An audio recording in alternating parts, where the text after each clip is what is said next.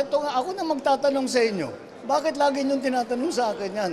Wala namang dahilan kung bakit natin tatanggalin yan. Ang sinasabi, dahil meron daw red tagging na ginagawa. Hindi naman gobyerno gumagawa nun eh. Kung sino-sino ibang gumagawa nun. Quite the opposite. Yung mga sinasabing, yung dating lumalaban sa pamahalaan, yung mga dating lumalaban sa pamahalaan, ay hindi nga natin, imbis na nilalabanan natin, tinutulungan na nga natin. At malaking naging epekto dito sa pagbawas ng mga internal security threat dahil dyan sa NTF-ELCAC.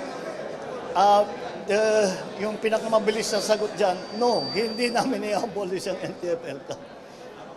Tatapusin namin kasi mayroon pa yata ilan na barangay na hindi pa natapos. May ilan pa na mga returnees na hindi pa nabigyan ng tulong. Kaya nakakuha ako ng report kanina. Tatapusin namin lahat yan.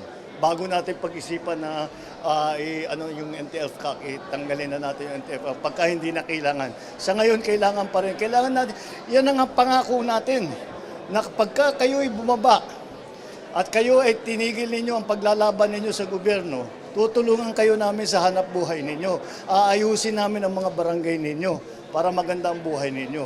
Kaya't yun, kaya naman sila ay nakikita mo, sinasabi namin, ang hirap-hirap ng buhay ninyo sa bundok. Lagi kayong gutom, lagi kayong nagtatago. Dito na kayo, tutulungan pa namin kayo. That's why it's important and that's why successful yan.